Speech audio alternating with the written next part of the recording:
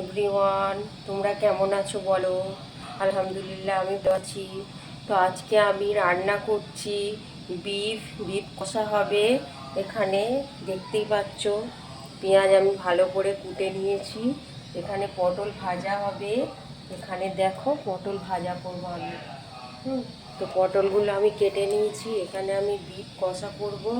আর এখানে বুঝতেই পারছো ভাত হচ্ছে, আমার ভাতটা হচ্ছে। তো আজকে অনেক দেরি হয়ে গেল। আর এখানে আমি আমার মশলা এইটা আমি ঠুকি, তো আমার শিলপাটা নেই। তো ইনশাল্লাহ পরবর্তীতে আমি শিলপাটা কিনবো।